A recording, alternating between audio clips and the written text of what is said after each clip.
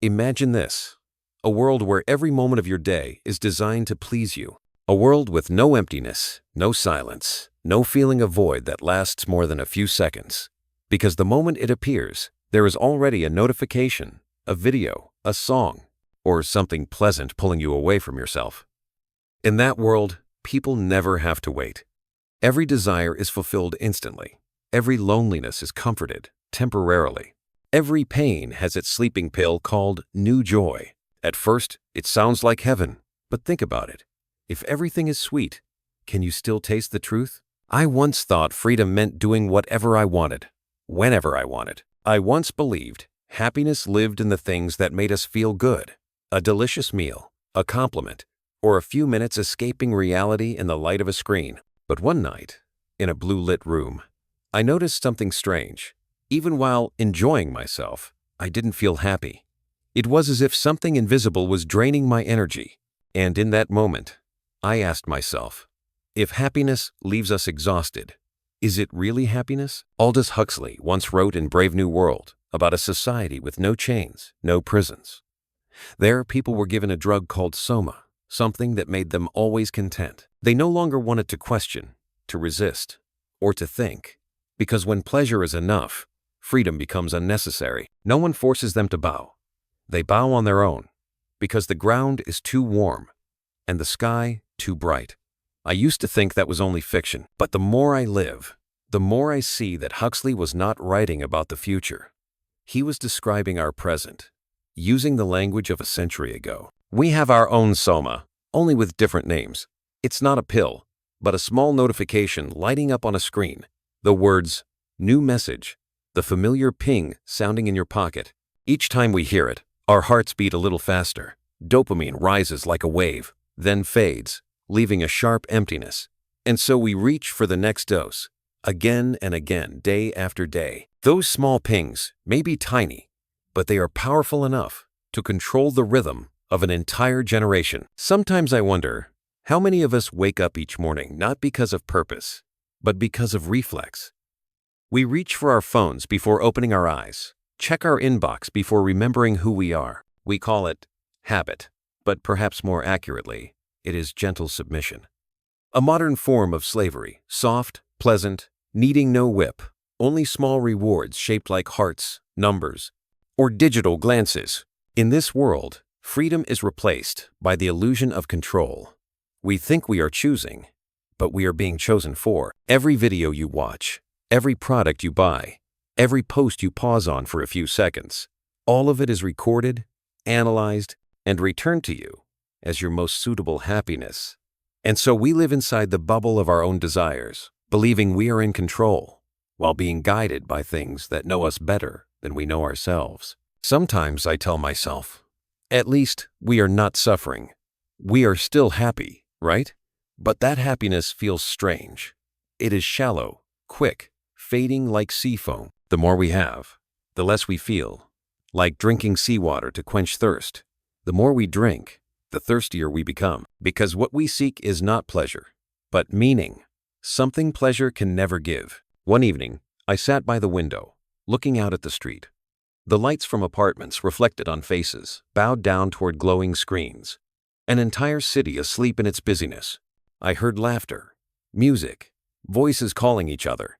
Yet among all those sounds, one stood out the clearest. The silence between souls that had forgotten how to touch. Maybe that is what Huxley meant, that humanity will not perish from pain, but from endless pleasure. We live in a world where sadness is seen as a flaw, where every negative feeling must be fixed immediately with a dose of relief, a movie, a game, a glass of wine, or a comforting, "It's going to be okay," online.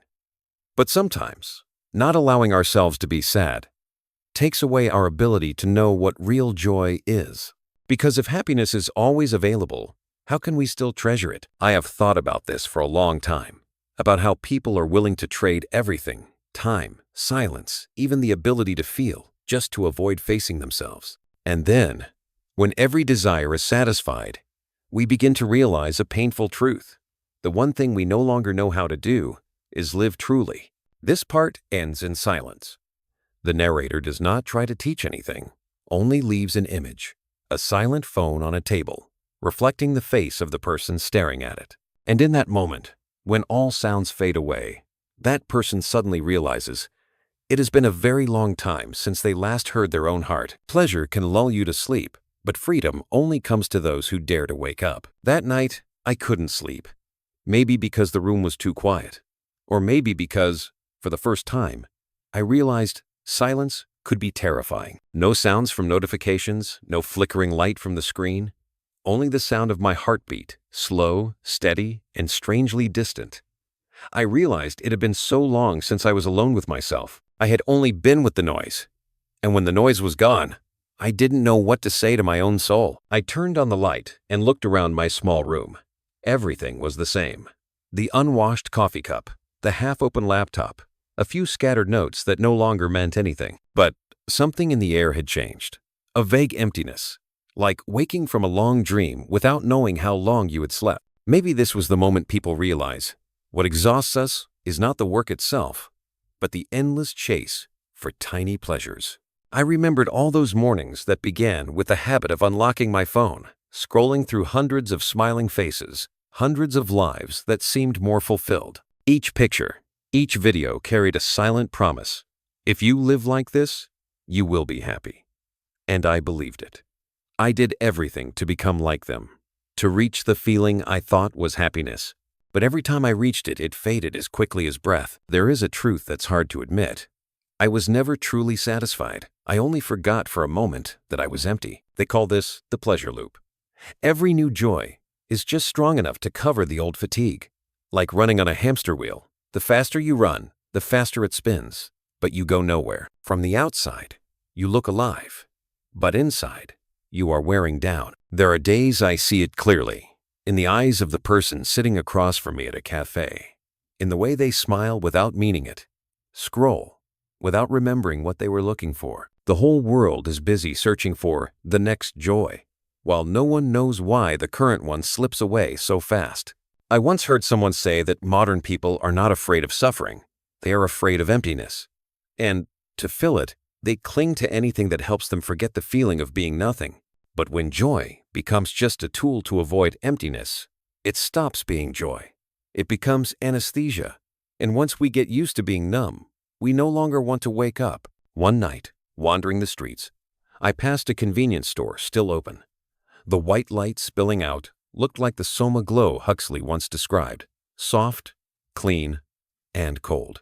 Inside stood a few people, each staring at their phones while holding a bottle of water or a snack. No one spoke, yet everyone seemed busy. And I realized the world no longer lacks things to consume. It only lacks pauses to feel. We are no longer hungry, only scared. Scared of being alone with questions that have no answers. Maybe that's why everything is now designed so we never have to stop. When we start to feel sad, there's a new movie waiting. When we feel lonely, there are thousands of faces online ready to like us. When we feel tired, there's a song, a comforting, quote, countless ways to forget that life is not meant to be easy all the time. We call it convenience, but sometimes it's just the world's way of making sure we never stay awake long enough to see the truth. I thought about Viktor Frankl's words. Happiness cannot be pursued. It must ensue as the result of living a meaningful life. The first time I heard it, I didn't understand. But now, I think I do. Maybe the reason we are so weary is not because we seek too little happiness, but because we are asking the wrong question. We ask, how can I be happy? Instead of, what makes life worth living? And when we can't find the answer, we turn back to the familiar, instant pleasure. I remembered how I felt each time I got something I wanted, bought something new, traveled somewhere, received praise or attention. In that moment, my heart truly felt joy. But a few days later, it vanished, as if it had never been there. And I needed something else, stronger, newer, brighter. Like the body becoming tolerant to a drug, my soul had become numb to happiness. Maybe that's why people say, happiness is a short curve, but desire is endless. When we live only to chase that feeling, we are no longer free. We become dependent on the next dose of dopamine, even knowing it won't last. A kind of slavery without chains, but tighter than any prison. I wonder, Have we mistaken happiness for stimulation, peace for distraction, being alive for simply not wanting to feel pain? Those questions echoed in my room that night. I couldn't find the answer. I only felt a strange longing. The longing for the simple feeling of living without having to prove anything. Outside, the sky began to brighten. The dawn slipped through the curtains, soft like a fragile promise that maybe there is still another way to live. I touched my phone screen. It was still glowing, still full of calls for attention. But this time, I didn't open it. I set it down and looked out the window where the light slowly painted the rooftops in gold. In those few seconds, I felt something different. Not joy, not excitement, but stillness. A small kind of happiness, not from the outside, but from finally stopping the chase. And I began to ask myself, if true happiness doesn't live in pleasure, then where does it live? That morning, I sat in my usual cafe, a cup of cappuccino growing cold in front of me. Around me, everyone was bent over their screens. No one spoke to anyone. Only the sounds of notifications, the tapping of keyboards, and the blue light reflecting on faces. A young woman took a picture of her coffee, adjusted the lighting for 5 minutes, then smiled when the first like appeared. Her eyes lit up for a few brief seconds, then faded. I looked at her, and I saw myself. There was a time when my joy was also measured in numbers. I suddenly thought, maybe we are living in a strange kind of market, where the currency is not gold or silver, but attention. Every time we unlock our phones, every scroll, every second we pause on an image has value. We think we are consuming content, but in truth, we are being consumed. We are no longer the customers, but the product, priced by the time we lose. Here, the richest are not those with the most possessions, but those who can hold our gaze the longest. People say dopamine is what makes us feel alive, but it is also what keeps us imprisoned. When we wait for a message, a like, a reply, that is when dopamine rises. What we are addicted to is not the moment of happiness, but the waiting for happiness. The feeling of almost satisfied is the strongest chain of all, and those who hold the keys to this world understand that better than anyone. These platforms do not just serve us, they train us. Every button, every color, every sound is designed to keep us there just a little longer. Each time you try to leave, another suggestion appears. Just tempting enough, just close enough to what you already liked. No one orders you to keep watching. Yet everything is arranged so you cannot stop, and we call that freedom of choice. There are days when I open my phone just to check a message, and when I look up, an hour has passed. Time slips away as lightly as dust. I don't remember what I watched, what I read, or what made me laugh. Only the tiredness remains, like after a full meal made entirely of sugar. Full, but still hungry. I used to think this was nothing serious. But then I realized it's the small things that eat away at us slowly. Each passing minute is another thread, wrapping around us with comfort. What's dangerous is not pain, but false satisfaction. We live in a constant state of, I'm fine, I'm okay, nothing's wrong. But within that, nothing's wrong, freedom is quietly being eroded. I remember sitting once with a close friend. He talked about his big dreams, about writing a book, starting something meaningful. We talked about purpose, and a few minutes later, both of us looked down at our phones. The conversation broke, replaced by random updates. When he looked up again, the light in his eyes had changed. Something had gone out, small but unmistakable. Maybe that's how dreams die, not because they are buried, but because they are replaced by small, pleasant distractions. I know I've been like that too. Maybe you have as well.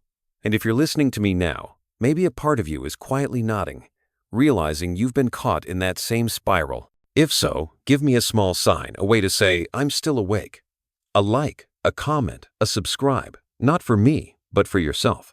A small gesture to remind you that you are choosing to listen, not being pulled along. A small act that could be the first step toward taking back control. When we stop and look, the world around us looks very different. Have you ever thought that maybe the only truly valuable thing in this age is your attention? Every company, every brand, every app is fighting to claim it. They don't need your body. They only need your gaze for a few seconds.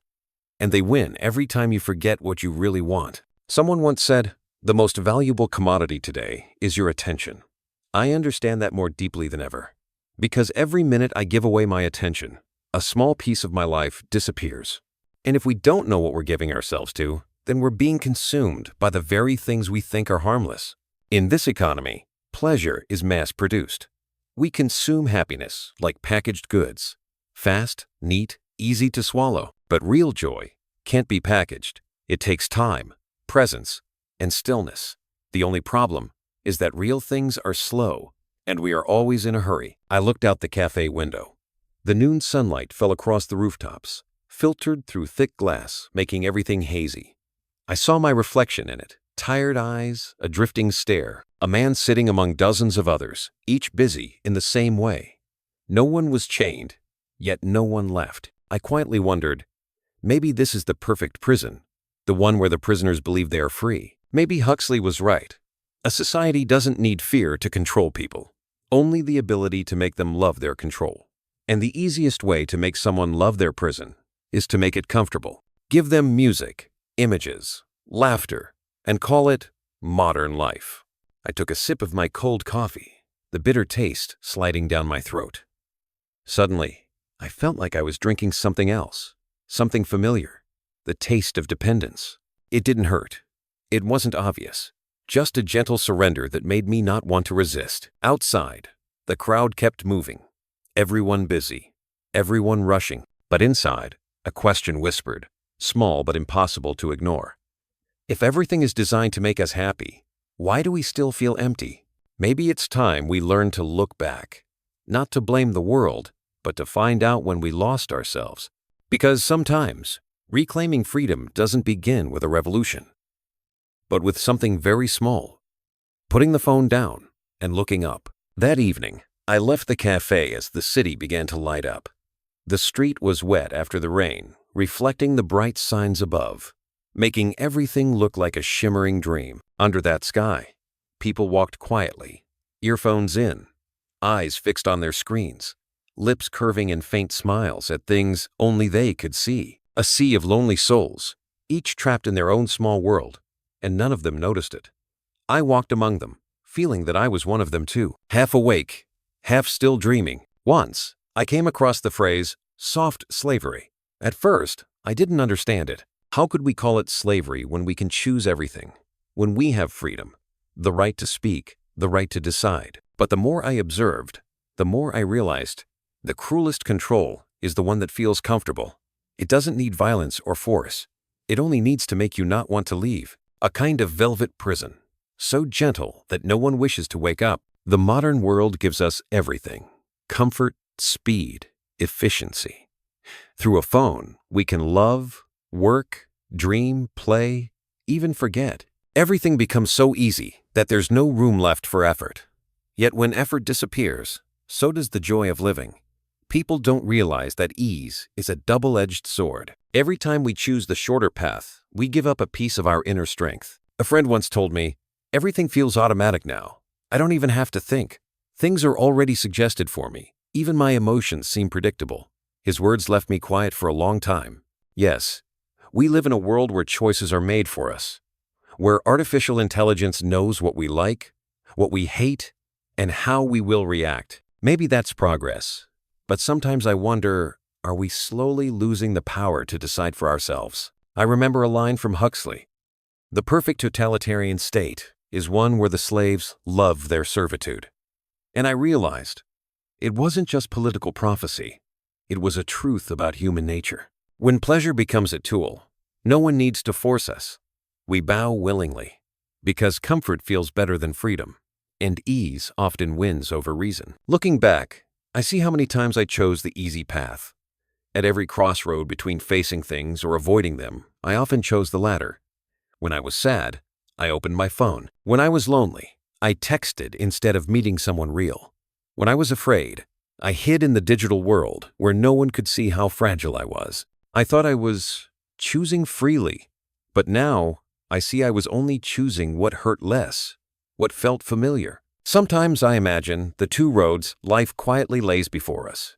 One is smooth, filled with small delights, bright lights, no stones, no scratches. Walking there feels effortless, but the farther you go, the smaller you become, fading slowly, because there is nothing to hold, nothing to climb, nothing to remember. The other road is rough, rocky, winding. Every step hurts. But when you look back, you know you have truly moved. Maybe freedom is not about which road we choose, but about daring to choose the hard one. Because the easy path has never led anyone anywhere worth going. When we accept convenience as a natural part of life, we also accept the trade it demands. The price is our resilience, the depth of our soul, our ability to feel the small things. I once thought a comfortable world was a gift. Now I think it's a test. A question of whether we are awake enough not to lose ourselves in its ease. Once, I was on a crowded subway. In front of me were rows of bowed heads. Everyone wore earphones, eyes blank. The train moved so smoothly that it made no sound, only faint traces of music leaking from tiny speakers. I suddenly felt suffocated, not because of the crowd, but because of the thought that maybe this is the truest image of our time, a silent crowd, each living in their own world, thinking they are free, yet none of them truly present. We have turned isolation into habit, silence into comfort, and we call it peace. But peace is not the absence of noise, it is the presence of meaning. And meaning, unfortunately, never exists inside the comfort zone. A part of me began to crave inconvenience, to long for real conversations without a phone between us, to walk in the rain without taking pictures, to be present without needing to prove it. Maybe it's the imperfection, the chaos, the friction that makes us feel truly alive. I think of the small things, a drop of sweat from hard work, an honest argument, a wound that hurts. Those are the very things modern life teaches us to avoid. Everything must be smooth, fast, pleasant. But maybe it's the unpleasant things that help us truly understand ourselves. Perhaps progress isn't about making life easier, but about learning to live fully amid its difficulties. No one truly lives when everything goes right. They only exist. Only when we face, endure, and overcome do we really feel alive. The city outside was still glowing, but its light now felt cold.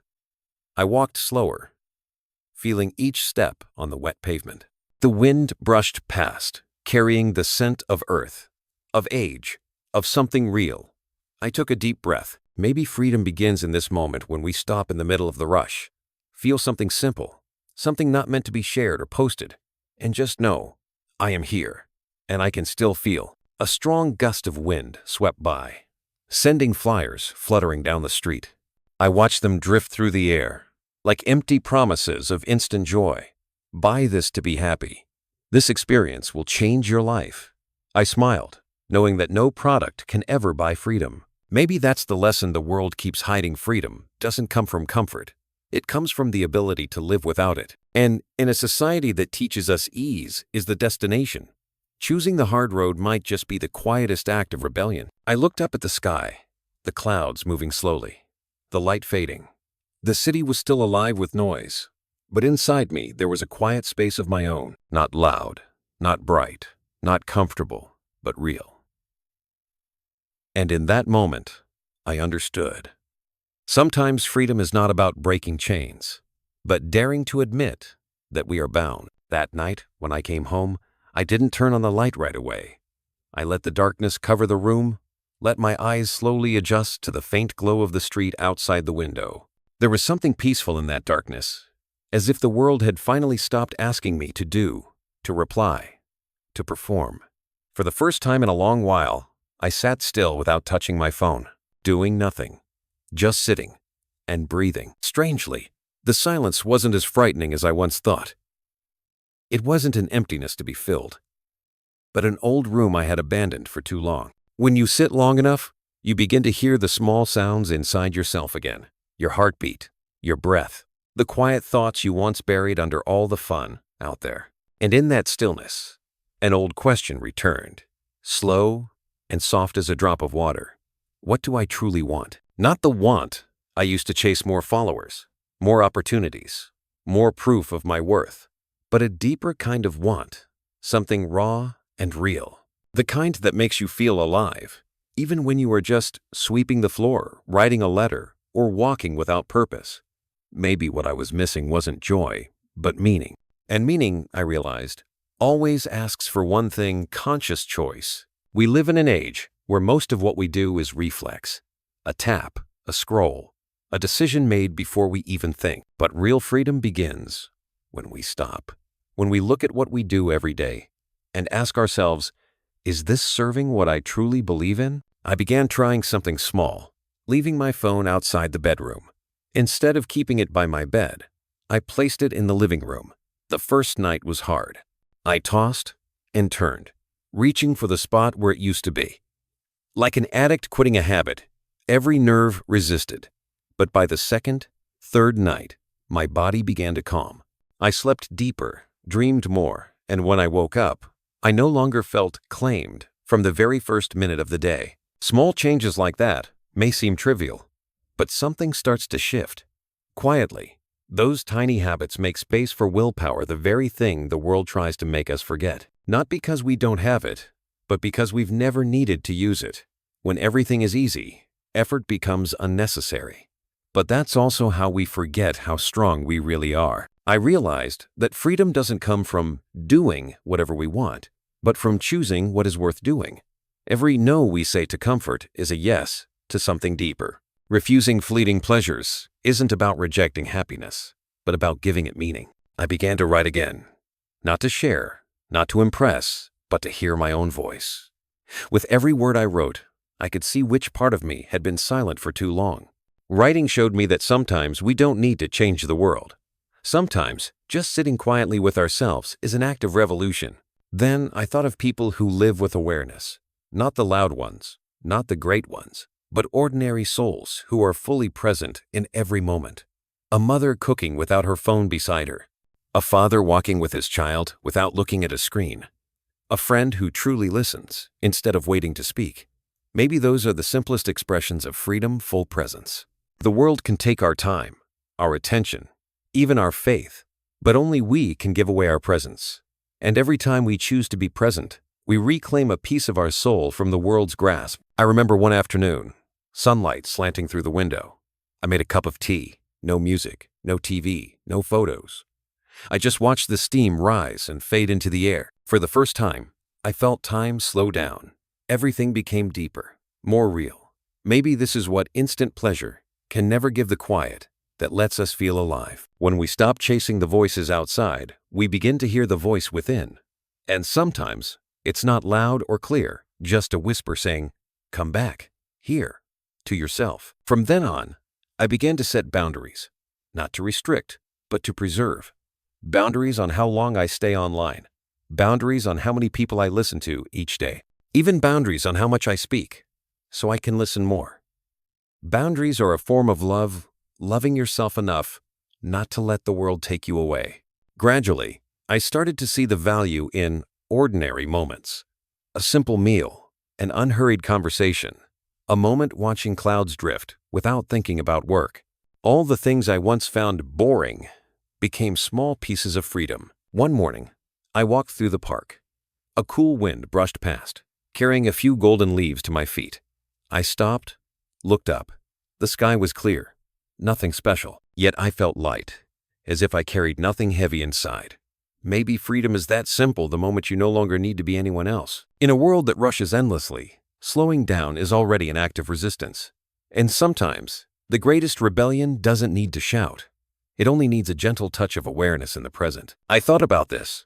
Every time we choose awareness over comfort, we rebel against the system, not with violence, but with consciousness. One quiet no to temptation, 1 second of pause before reacting, is a small but true victory. I no longer believe in perfection.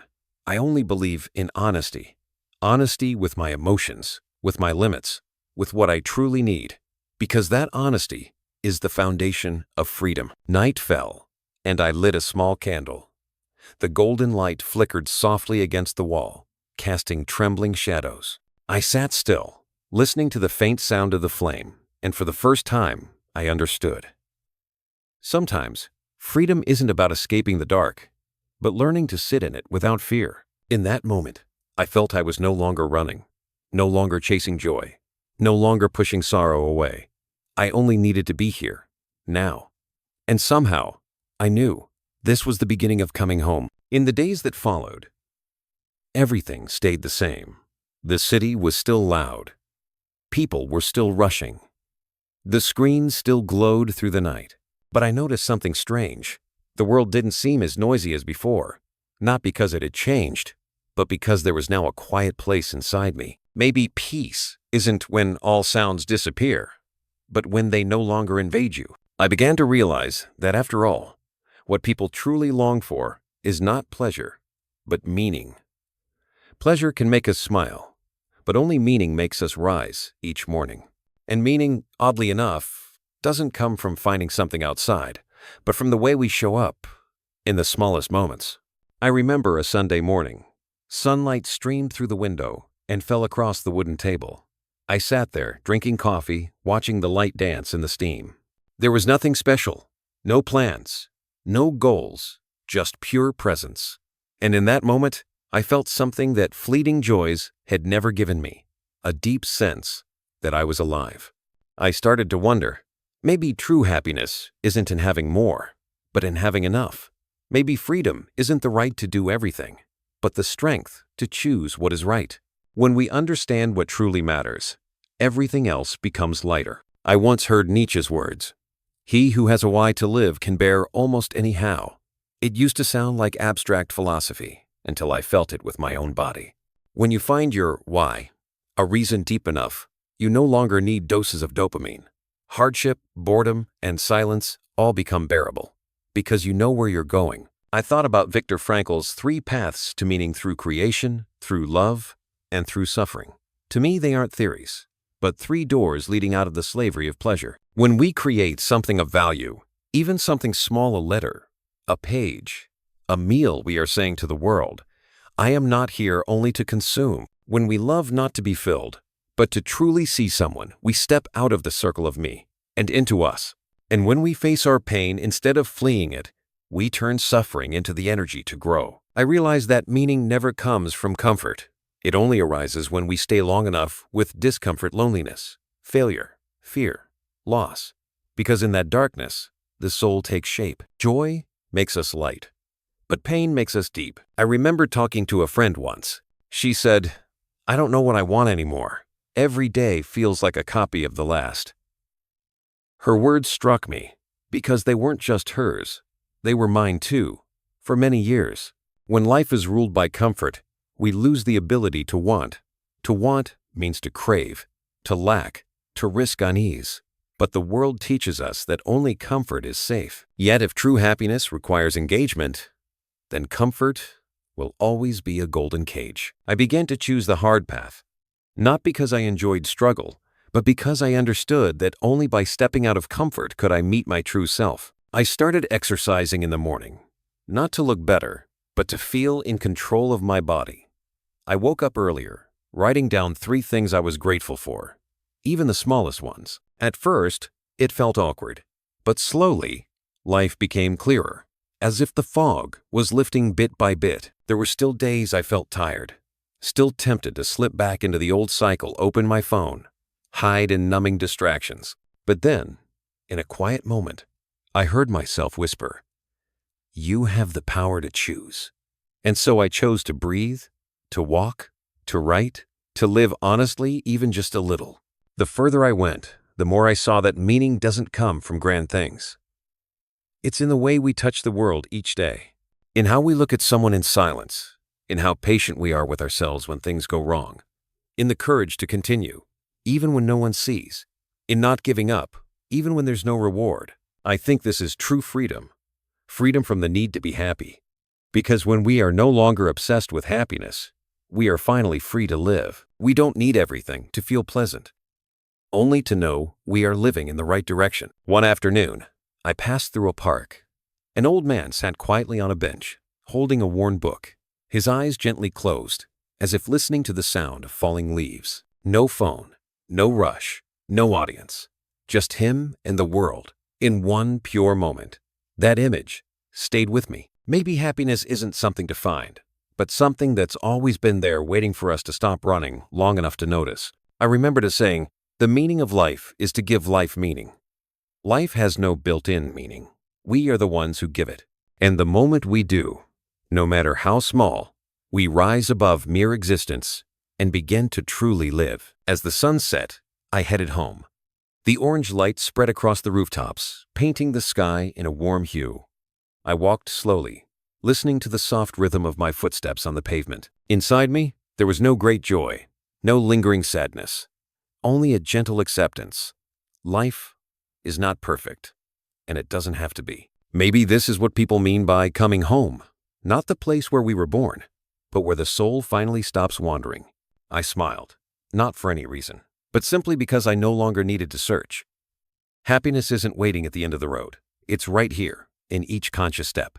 And I knew another journey was beginning, not the search for joy, but the disciplined act of living to protect what I had just found, freedom. That night, I woke in the middle of the night. Outside, the world was still. The room was dimly lit by a small bedside lamp, casting long shadows across the wall. No phone ringing, no sound of cars, only a full and steady silence. I sat up, poured myself a glass of water, and sat by the window. Somewhere in the city, lights were still awake, flickering like thoughts that refused to rest. And in that moment, I understood something. No one is ever truly awake. Only those who are trying not to fall asleep in a world full of illusions. People always crave freedom, yet they fear its price. Responsibility. True freedom isn't doing whatever you want, but knowing what you are doing and why. I realized that without discipline, freedom turns into chaos. Discipline, the thing we so often avoid, is the map that leads us back to ourselves. There's a phrase that kept echoing in my mind. Discipline equals freedom. Discipline is not a chain. It's a bridge across disorder. It keeps us from being pulled by pleasure, from drifting into easy distractions. I remembered all those mornings when I chose to sleep 5 more minutes. Those tiny moments gathered into years I had lost. We don't lose freedom in a day. We lose it slowly, through small habits, through every "I'll do it tomorrow." I began to practice discipline again, not as punishment, but as a ritual of self-respect.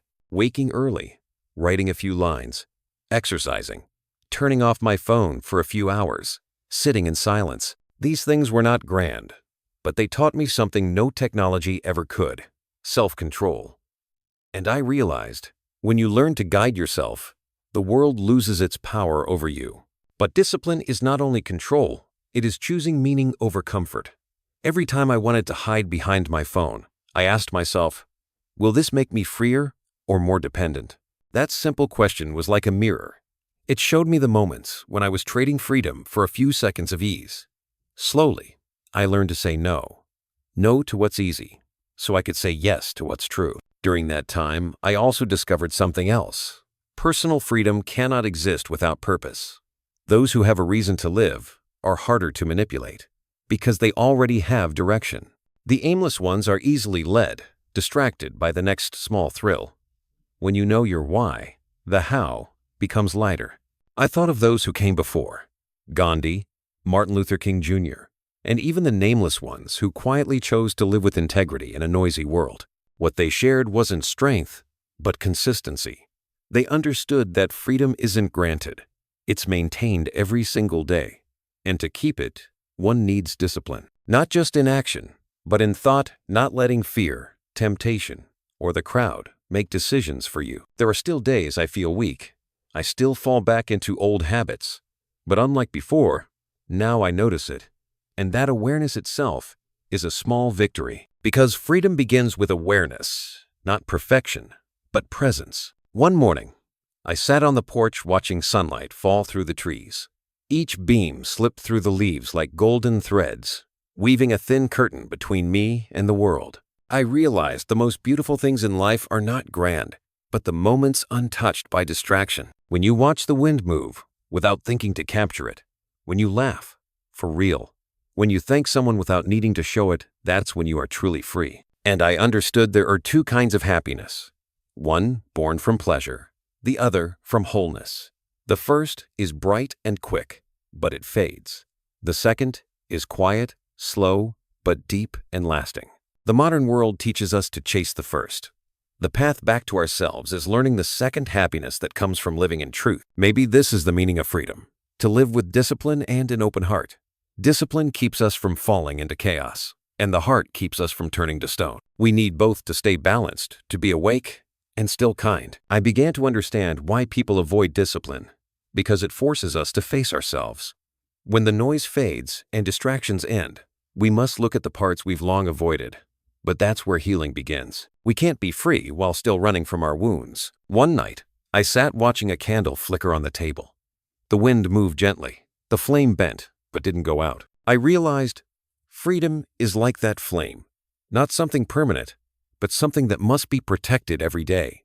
The winds of temptation, comfort, and fear will always blow. But if we learn to keep the flame alive without hiding it, we find the fragile balance between merely existing and truly living. I recalled Huxley's warning. The danger is not in those who rule by force, but in systems that make people love their servitude. I understood the world doesn't force us to bow. It only needs us to forget how to look up. And only when we slow down, when we choose the harder path, do we truly awaken. As the candle burned out, I looked through the window. Dawn had touched the sky, spreading a warm orange light. I took a deep breath. A new day was beginning. Not a perfect one, but a real one. And in that truth, I found freedom. I knew the journey wasn't over. Each day, we must choose again. Pleasure or purpose, comfort or honesty, safety or growth. But now I understood. Every small choice is a way to strengthen the soul. And if one day you feel tired, if the world becomes so loud you can't hear your own voice, do something simple. Stop. Turn off the screen. Take a deep breath. Close your eyes. The world won't fall apart. But you will return. Because true freedom doesn't lie in what you hold on to, but in what you can let go. I looked around the room as daylight slowly filled it. The world was bright now, yet still calm. Maybe this is what Huxley hoped we'd learn. That in a world full of temptations, the bravest act is not to chase, but to pause and choose to live with meaning. I smiled and closed my eyes. Outside, the morning breeze slipped through the window, gently moving the curtain. A new day had begun, and I knew I was free.